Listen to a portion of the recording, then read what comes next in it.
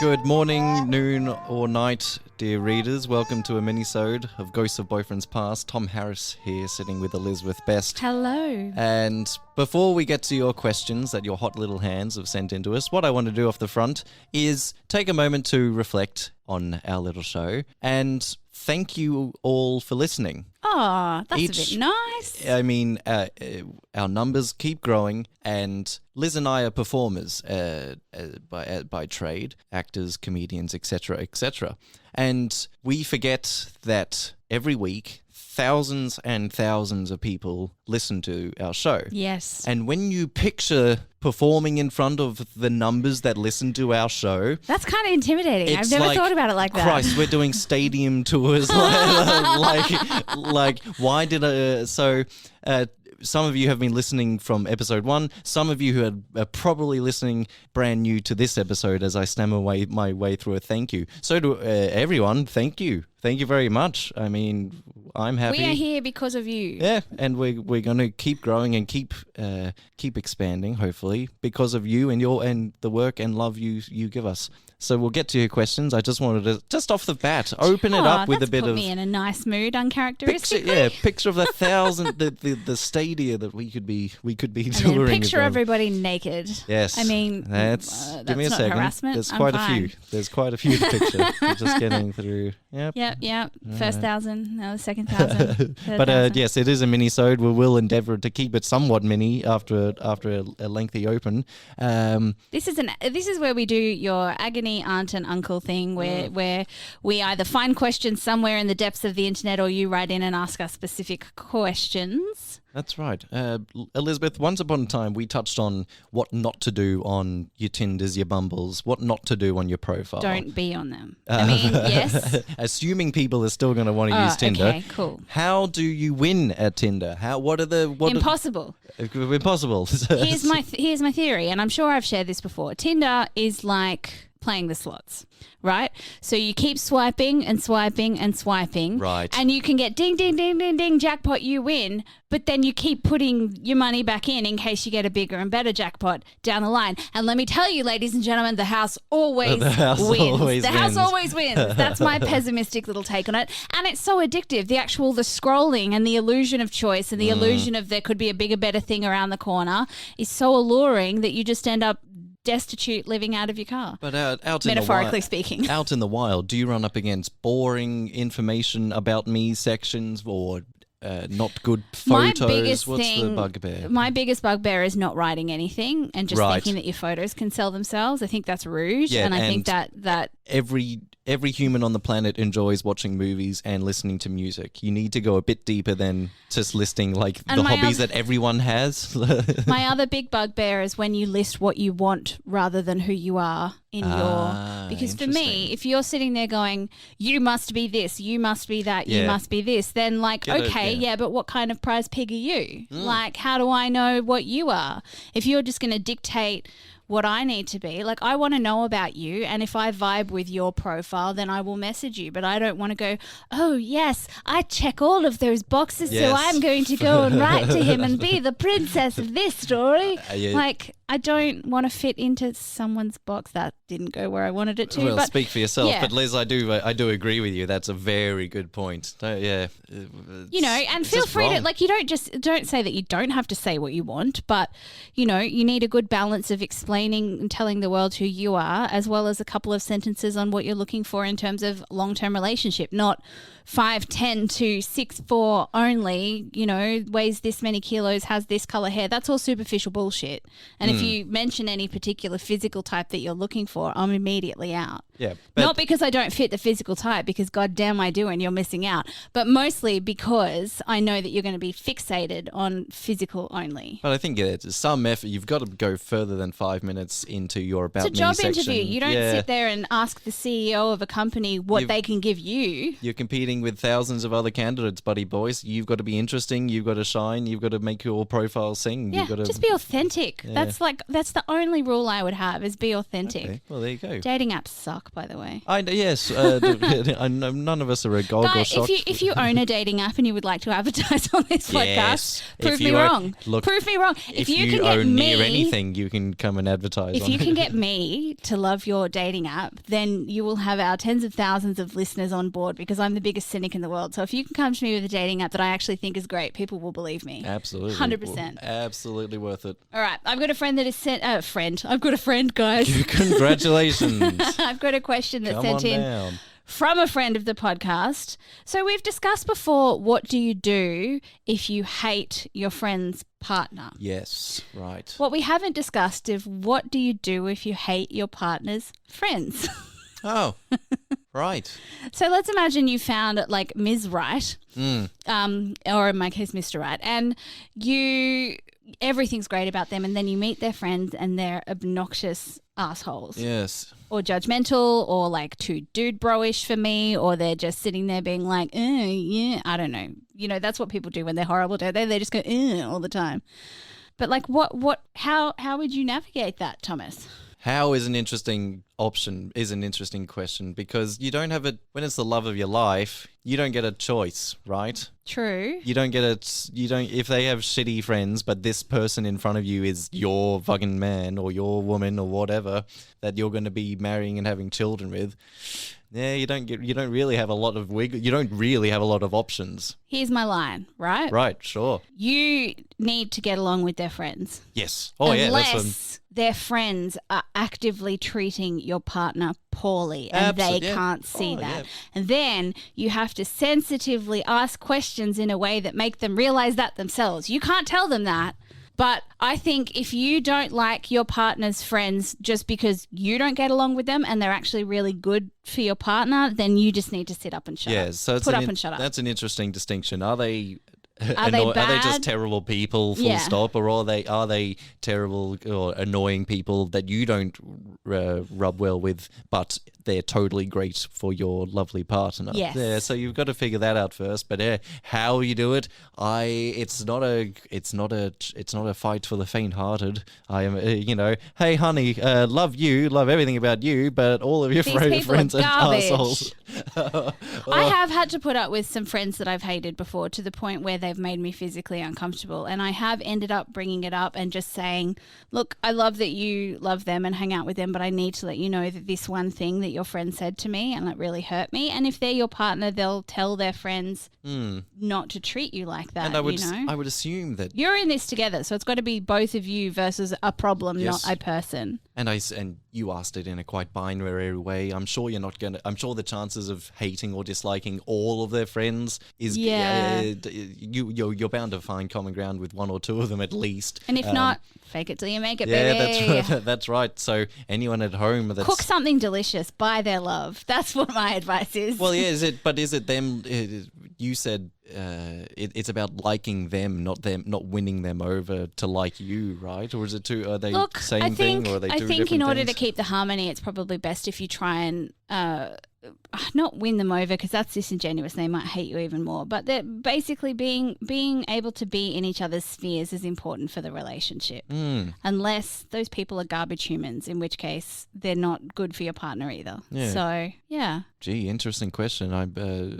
As I was saying, I don't feel bad for it. I do feel bad. Sorry for anyone that has to go or is going through anything like that at the moment. That one was sent in by friend of the podcast, Gina. Oh, thank you, Gina. Hello, Gina, and hope you're well. Elizabeth, what do you got for me? I have a question. I'm in a long-term relationship, and yet sometimes it feels that my partner doesn't make enough time for me. Oh. Thoughts? Oh, very okay. Have you shared with them what amount of time you would like to have with them? That's my first impression. Are they aware that you are feeling this way? Communicate the issue first. Because if you haven't set the boundary, then they may have no idea that you are not spending as much time as that they are not spending as much time as you would like with them. That's right. And in the question, they acknowledge it's now a long-term relationship. Yeah. So for a while, the person A might have been used to spending, let's just for the sake of it, 10 hours a week doing other things with other people. But now you're at a point, but time has gone by, and person B is now thinking, hang on, I want more time with my long-term relationship boo, right? What's happening there? But they're not aware that the rules have changed or the expectations have been updated or anything like that. Exactly. You've got to let people in. They're not mind readers. Your partner is not going to be able to read your mind. And if you don't let them in on what you're feeling, then they're going to continually keep disappointing you because they don't know what you want. However, if you have shared with them that you want to spend more time with them and they still seem disinterested, you probably need to have a chat about why that is. Yes, and every relationship, Elizabeth, will have different requirements for everything in every single avenue attached to that relationship. So I don't know what the base level is for spending time for with your partner in a week. I don't. So I can't. A lot of people, some people, like I know that with my mum and her partner's relationship, they've been together for nearly 30 years this month, which is very exciting. Congratulations. But my mum, and she loves it when I shout her out on the podcast, by the way. She's a regular listener and she's like, I love it when you talk about us. My mum is somebody who needs her alone time to recharge. She's an introvert and she needs alone time, whereas her partner is completely the opposite. But they know what each other's boundaries are. So when my mum says, I need some time, then her partner will go out to their other property and do some farming out there. And, so that, when they come back together, it's good quality time. But it can exist where couples have completely different time needs, but as long as they communicate and they know, then the partner who needs more time can go, this isn't about me. This has nothing to do with our relationship. This is just what they need as a person, and I'm happy to support them in that because you know all of the details. You're not freaking out that they're pulling away from you. Yes. So agree completely, Elizabeth. So to relay that to the question and the questioner, there's a couple of checkpoints you need to sort of sort out first before you sort of go to next level sort of stuff. Is your partner aware that of the new rules, or the updated rules is a horrible term for in a relationship? Boundaries, needs, expectations, even. So before you go communicate. Do you know one questions episode? I just want to answer everything with communicate. Next. I'm sure if we ever want to do an ultra minisode, I'm sure we can. I can just throw 100 issues at you, and you can just bat them back in 5 minutes. We will do this. This will be a bonus episode. Fun. All right. I think that's question answered. I've got another for you. Okay. So I broke up with my ex 4 months ago. We were pretty toxic together. He would cheat and then gaslight me about it. He made me feel crazy for a year and a half, and I started to feel paranoid and found myself doing things that I said I would never do. After one night at a bar where he acknowledged a female checking him out, I dumped him. Yay! Sorry, that wasn't in there. That was just my commentary. No, yes. During our time together, I gained a good amount of weight, and he asked me, does your weight fluctuate? Meanwhile, oh God, did I write this? Did you get drunk one night? Did I get drunk and write this? Oh, boy. Meanwhile, I was very stressed and depressed. He would make me feel insecure and unworthy. When I would cry, he would ignore me and tell me, I'm going to cry, that I was overreacting. Sorry, someone else found this question for me, so I haven't actually looked at it yet. It's been some time now, but I can't look at anyone romantically. I feel repulsed by the thought of a relationship, but another part of me just wants a healthy one. I really want this feeling to go away. A part of me feels like I'll never have the chance to be in a relationship, a healthy one, ever.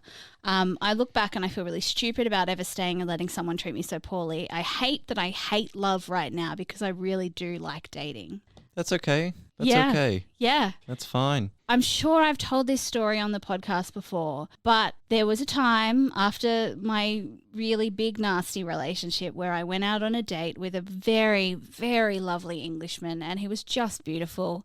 And at one point, he put his hand on my knee under the table, and I flinched. And I couldn't explain why, because I was really into him and I really did want another date. And my therapist said to me, well, of course you flinched. You emotionally battered wife syndrome. Yeah, just conditioned. Just because someone didn't hit you in a relationship, if they're continuously had a pattern of abuse, then when you go back into a relationship, you're going to want to flinch at love. You're going to want to hate it. You're going to want to not have anything to do with it. But the best thing about this is that time does heal that. Like, Yes. I've made a choice not to date, not because I'm scared of love anymore or because I don't want love anymore, but because the way that people date these days online and on Tinder is just not something I'm interested in. I can't do it. I need to connect with people face to face. But if I did find someone face to face and they did want to touch my leg under the table, I'd be okay with it now because it's been a couple of years and it's given me time. You will not feel like this forever, I promise. And it's okay to let the anger flow through you for a little while. You've been treated like absolute shit. You've been treated like somebody who is a crazy person, and that is not right. And it will take some time first for you to get a healthy relationship back with yourself. Like, it took me a year or two to actually figure out who the hell I was after my relationship. So please don't be scared that you are never going to find love again, because you need to, if you can't love yourself, how the hell are you going to, actually, no, I don't believe in that. You can love someone without loving yourself. That's right. Yeah, producer Zane wants to weigh in, and I'm very excited. I think you're allowed to have been stupid. Everyone was stupid. We were all stupid kids doing stupid things, but you're not stupid now. You've learned those lessons, so you won't be stupid moving forward. Yes. Feel angry, but you like dating, so it'll pass. It will pass. This too shall pass. Thank you, Zane, for that. My loving and warm reply to you, dear reader, but stern and strict warning to everybody else that's listening, is date when you're ready to date. Yes. Once you're comfortable, once you're safe, once you're energized and ready to date, then get into the dating pool. Stop dating. I'm dating someone, so I don't know why I'm getting angry. I'm getting angry on behalf of other people. You should be entering the dating pool knowing what you want and knowing what what you're looking for. So if you don't know that, and if it's not going to happen, you're going to be angry and bitter for a bit. Fine, be angry and bitter for a bit, but don't take that negativity into the dating pool. You'll only fuck it up. If you've been bitten by a shark in that dating pool, then it's totally fine to not want to go swimming for a little while. It's okay. It's okay. In fact, it's pretty smart of you to not jump back in there until you've learnt a bit more about how to swim properly away from sharks. That's right. I'm not against having children one day, but I'm going to wait until I'm in the best position possible to have children. Just because you want to date doesn't mean you have to right now. No. It's okay, baby bear. You'll get through. It's okay. Come here. Auntie Liz and Uncle Tom will give you a cuddle and send you on your way. But the rest of you, figure out what you want before you go on dates, so you don't waste other people's time. Yes, you don't waste other people's time. We need to get an applause button, Zane. That's next on the list. I want an applause button. For some reason, our live audience is very quiet today. They normally go nuts when we enter the room. All right, I think that's it from us today. We've blathered on for long enough. If you've got a question, please write to us at ghostsofboyfriendspast@gmail.com or join our Ghosts of Boyfriends Past group therapy group. And anything else before we say goodbye? No, I thanked you all off the top, so thank you again. And guys, if you feel angry after a breakup, that's totally fine. Let the anger flow through you.